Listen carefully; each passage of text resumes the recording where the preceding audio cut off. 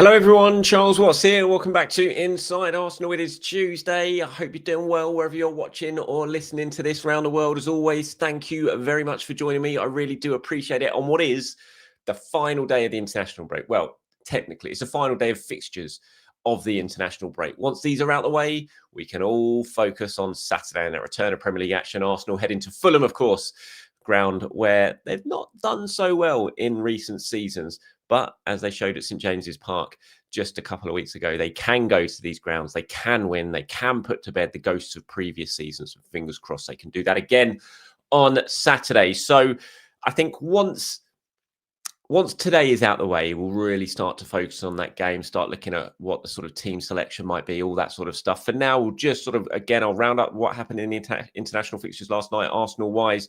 We're going to talk about Martin Odegaard, of course. Sammy Motbell at the BBC reporting yesterday that Martin will be out until after the next international break. So I'll give my thoughts on that. We'll look potentially at the options available to Mikel Arteta in terms of replacing Martin during these games that he is going to miss between now and his return. We'll talk about Jack Wilshere as well, who was officially appointed as Luton Town manager yesterday. He was speaking at his press conference, said one or two things about Mikel Arteta. So we'll look at that, got a few comments, reaction from you guys as well. So let's get started. And we've got to start on the news about Martin Odegaard. If you're watching on YouTube now, you can see the tweet that Sammy put out, the story Sammy put out yesterday, saying he's not expected back until after the November international break due to the MCL injury that he suffered, obviously, in that game against West Ham. Set to miss a minimum of 9 games for club and country.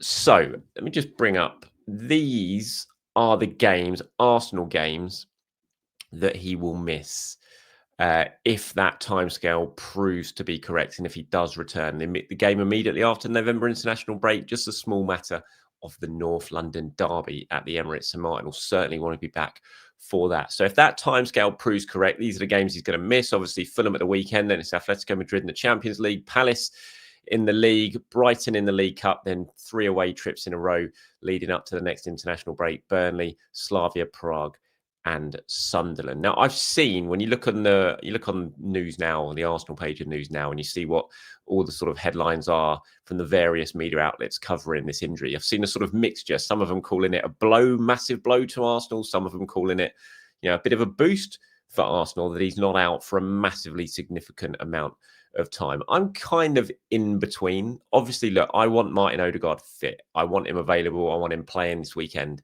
against Fulham in the Premier League. So the fact that he's not, and he is going to miss some games, any games, that's disappointing. But I have to say, from seeing the injury, from hearing that he was in the brace immediately after the game, I was fearing the worst in terms of Martin Odegaard. And if this timescale proves to be correct, if he does just miss these games, then it's not the worst outcome. Certainly not the worst possible outcome it could have been. And when you look at the 4 Premier League games he would miss, Fulham, Palace, Burnley, Sunderland. Obviously, look, they're Premier League games. They're difficult games. It's tough to win anywhere in the Premier League. But they're not the worst fixtures for Martin Odegaard to miss. After the international break, Arsenal got Spurs, they got Chelsea. So it could have been worse. So I'm kind of looking at this as, I'm not absolutely distraught by this news. And I also look at the options that Mikel Arteta has now to sort of cover for the absence of Martin Odegaard, and he's very well protected. They've got lots of good players in the squad who can fill in, and you would look at these fixtures and still think Arsenal will have enough to get through, and they certainly should have enough to get through these fixtures without Martin Odegaard and still be in really, really strong shape. So that's kind of how I'm looking at it, really. I'm not massively distraught at the fact he's going to miss these games, because I just feel that it's not the worst run of fixtures, and Arsenal have got really good position. Obviously it's going to be who's going to take the place. You'd imagine that Eze is going to be first pick this weekend against Fulham to come in, providing he's fit, providing he doesn't get any injury tonight for England.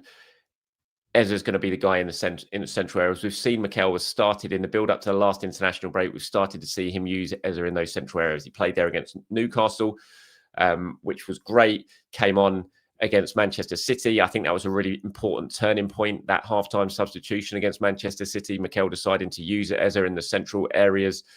And we've seen it since. So I imagine he is going to fill in. And I think it's a really important period of games for him as well, because I think he's had a good start. Eze, it's not been... I don't think he's been at his best. We haven't seen him at Crystal Palace levels. We've not really seen him yet dominate a game and be the guy in a game, which we saw him do plenty of times for Crystal Palace. He's been an important part of the machine at Arsenal since he's come in. He's fitted in very well. He's contributed a goal. He's got a few assists already before the international break against West Ham. He was heavily involved in that game, again playing in a central area. It was his shot that led to Declan Rice scoring. He had another opportunity which he should have scored, of course, earlier on in that game. So he's playing an important role, but I don't think we've sort of finished a game yet and been like, my God, he was unbelievable. He dominated that game. He was the guy front and center of everything. And he's got an opportunity now, in the absence of Martin Odegaard, for a fairly prolonged period of time, to take on that responsibility of being the creative spark, of being the playmaker, the guy that the whole game kind of goes through. Which, let's face it, when Odegaard's in the team, that tends to be him. Even if he's not playing at his best, he is still... You can't ignore Martin Odegaard. He's always on the ball. He's always going to get the ball. He's always doing things. He's always involved. And I think that's what... This is going to be a really interesting time to see how Eze does in that role. But it's not just him. Ethan Nwaneri, who'll be looking at this as an opportunity to get some more minutes than he's had already this season. He's still had a fair few minutes. I think people have been disappointed with some of the lack of action that Ethan has seen.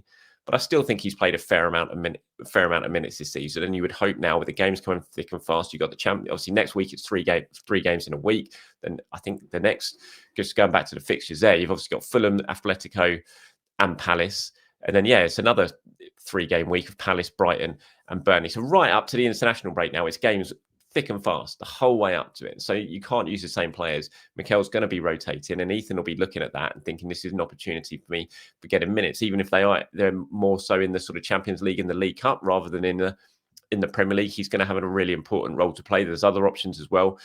We don't know yet in terms of when Kai Havertz is going to be back. It's probably wishful thinking he'll be back before the international break. But should he come into the equation at some point, you kind of look at it and think he'd be an option potentially to play in a deeper role if you have Victor Gyokeres up front. Obviously, Mikel Merino is definitely an option. We know that. We've seen that before. So Mikel does have plenty to cover for the absence of Martin Odegaard. But I do think for Eze in particular, this is going to be a really, really important period of the season for him. This is his chance to really come in and say, look, I'm here now. I've settled in. I've got my feet under the table. Look at what I can do. I can control this game. I can dominate this game. I can make things happen.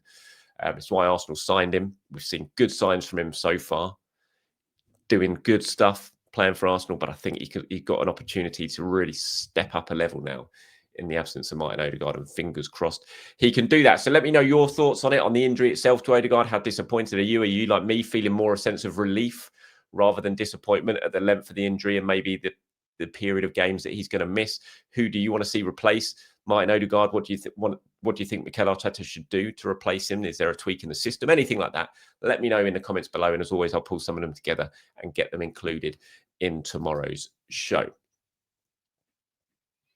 Right, moving on to Jack Wilshere now. Jack obviously was appointed yesterday as Luton Town manager. We spoke about that in the show I did yesterday.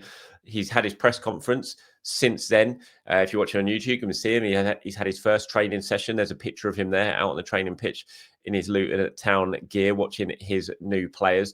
And yeah, I mean, I thought he said some quite interesting stuff. I thought the press conference was good. I'm delighted for Jack, first of all. I just think this is a really good opportunity for him, having, and I said it yesterday, I haven't spoken to him many times since he's sort of made the route into coaching and interviewed him plenty of times at London Colney.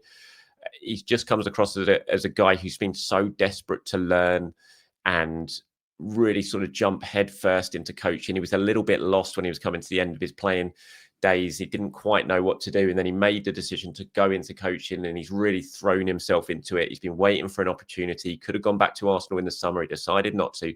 Now he's got a good job here, a tough job, because Luton have been on a downward spiral since being relegated from the Premier League. Of course, back-to-back relegations, started this season very mixed in League One. But he's got an opportunity to turn things around at a club that he likes. he was in a press conference. He was asked about sort of Mikel and if he had any advice from him. He said, "I spoke to Mikel and I asked him when he knew was ready, when he knew he was ready. He laughed and said, 'You just have to jump in and swim as hard as you can.'" He's obviously done that really well at Arsenal, and I was close to that. This feels a little bit similar to me. Of course, it's on a different level, but when Mikel went in, it wasn't a nice place at Arsenal. The fans weren't sure what was happening, and he's built complete unity and trust in what he's doing. And Jack went on to say, he wants to try and do that at Luton now, and it's all about unity. It's all about gaining the trust of the players, and he's really, really close with Mikel, obviously, Jack, and I think he'll use him as a bit of a sounding board. It's going to be interesting to see if we see any sort of link up between Arsenal and Luton with Jack at the helm. Jack knows an awful lot of the younger players, is still in the youth ranks at Arsenal. He was under 18's coach, obviously coached an awful lot of them. Will we see him go to Arsenal? Will we see a bit of a sort of pathway between Luton and Arsenal, maybe in terms of loan players? We'll have to wait and see on that. But I just hope he does well. I really, really hope he does well. I think it'd be great for him. It'd be great for the English game to have Jack Wilshere progressing through. Lots of you, there's loads of comments yesterday, just a few of them on the screen here, all feeling the same as me. Kevin said, "Pleased for Wilshere. Hope he does well. Congratulations to Jack," says KY. Managuna says, "What a fighter." Guna72 says, "I'm really pleased for Jack. I hope it goes well for him and he can do well enough to go full circle and come back home to the Arsenal at some point in the future." And it's one that everyone's going to be looking at, isn't it? There was other comments in it saying, "Oh, Jack or Cesc, you look at those players what they're doing in their coaching careers. Could they come back to Arsenal one day?" It's a long way from that, obviously, especially when it comes to Jack. But there is just that romantic thought of one day, if he does well, if he really becomes a success, young English manager, could he one point come back to Arsenal? Results will decide that. Success will decide that. If he's going to come back to Arsenal, it's a long journey back to take over at a club like Arsenal. A lot of things are going to have to go right for Jack Wilshere. We'll have to wait and see, but I just hope he has a really good start at Luton. I hope he can turn things around there, get that club going again. And if he can, then who knows what the future will hold. But I'm sure there's going to be lots and lots of Arsenal fans paying attention to Luton Town results now in the coming weeks. Okay, internationals wise, last night, a bit of a mixed bag for Arsenal players. Leandro Trossard scored for Belgium. He scored the fourth goal as they beat Wales 4-2 as last minute. Wales had just got back to 3-2, thought they might be able to snatch a draw, but Leo rifled one in with his left foot to kill that game off to make it 4-2. Disappointment again for Sweden, and Viktor Gyokeres lost 1-0 at home to Kosovo. Terrible start. 1 point from their first 4 games of the World Cup qualifiers. You've got to think their chances to qualify for the World Cup are now pretty much done. Gyokeres and Isak again, the strike force. No goals for either of them yesterday. 1-0 home defeat. Gyokeres has come in for a bit of stick, as most of the Sweden players have back in the Swedish press. I think it's 10 games now without a goal for club and country for Viktor Gyokeres, which is a bit worrying, obviously.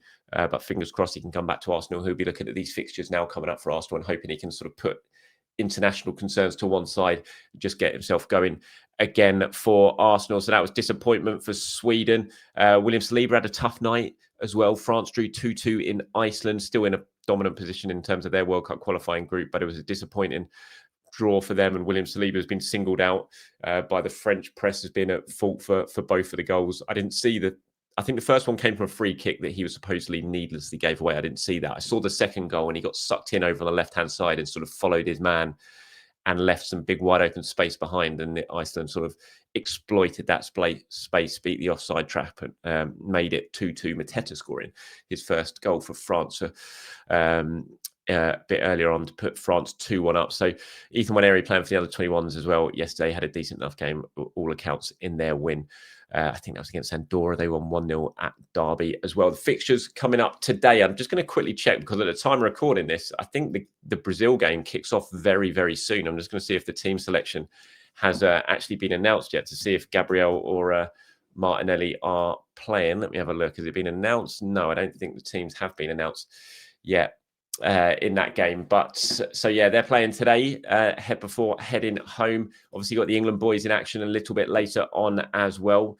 We'll see who starts in those games. Obviously Eza didn't play at all in their game on Friday night. Rice, Lewis Skelly and Saka were all involved. Lewis Skelly came off the bench. Rice and Saka started. We've got Calafiori in action for Italy later on as well. We've got the Spanish trio, Raya, Zubimendi and Marino playing against Bulgaria. Mascara's playing with the Spanish under 21s as well. And then that's it. That is it. Once this is done, once these fixtures are out of the way, international breakdown, everyone comes home. They've already started coming home, but all this lot come home as well. And then all focus turns to Saturday. And that game against Fulham. Mikel Arteta's press conference is happening on Friday, 10 a.m. Early one on Friday. We'll get the latest from Arteta. Sorry, something caught in the back of my throat. We'll get the latest from Arteta on Odegaard, everything else on Friday morning. Right, a few comments here from you guys. I was talking about Hincapie yesterday and his return, which is expected maybe for Fulham, but certainly Mikel saying before the international break that Hincapie would join in with the rest of the squad when they all got back from these international fixtures.